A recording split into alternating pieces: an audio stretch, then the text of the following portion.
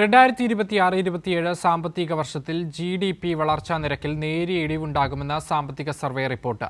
അടുത്ത സാമ്പത്തിക വർഷം പണപ്പെരുപ്പം ഉയരുമെന്നും സർവേ മുന്നറിയിപ്പ് നൽകുന്നുണ്ട്. ഇന്ത്യൻ രൂപ മോശം പ്രകടനമാണ് കാഴ്ചവെച്ചതെന്നും ദീർഘകാലം ലക്ഷ്യം വെച്ചുള്ള പദ്ധതികൾ വേണമെന്നും സാമ്പത്തിക സർവേ നിർദ്ദേശിക്കുന്നുണ്ട്. ധനക്കമ്മി 4.4% പിടിച്ചു നിർത്താൻ കഴിയുമെന്നും സർവേ പ്രവചിക്കുന്നു. നടപ്പ് സാമ്പത്തിക വർഷം 7.4% വളർച്ചാ നിരക്കാണ് ചീഫ് ഇക്കണോമിക് അഡ്വൈസർ അനന്ത നാഗേശ്വർ തയ്യാറാക്കിയ സാമ്പത്തിക സർവേ റിപ്പോർട്ടിൽ ചൂണ്ടിക്കാട്ടുന്നത്.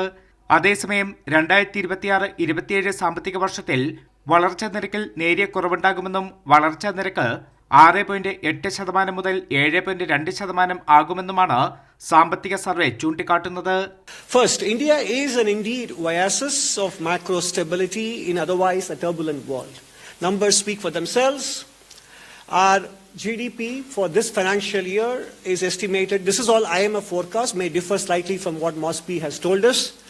IMF predicts 7.3% for the year ending March 2026. We have 7.4% from MOSPI. അതേസമയം സമ്പദ് വ്യവസ്ഥ ചലനാത്മകമായി തുടരുന്നുവെന്നും ആഗോള അനിശ്ചിതത്വത്തിനിടയിൽ സ്ഥിരമായ വളർച്ച 2027 പ്രതീക്ഷിക്കുന്നതായും റിപ്പോർട്ടിൽ പറയുന്നു. ധനക്കമ്മി 4.4% നിലനിർത്താനാകുമെന്നും അടുത്ത സാമ്പത്തിക വർഷം പണപ്പെരുപ്പം ഉയരുമെന്നും സാമ്പത്തിക സർവേയിൽ മുന്നറിയിപ്പ് നൽകുന്നു. 2025 ഇന്ത്യൻ രൂപ മോശം പ്രകടനമാണ് കാഴ്ചവെച്ചത്. വിദേശ മൂലധന നിക്ഷേപത്തിന്റെ കുത്തൊഴുക്കാണ് രൂപയുടെ പ്രകടനത്തെ ബാധിച്ചത്.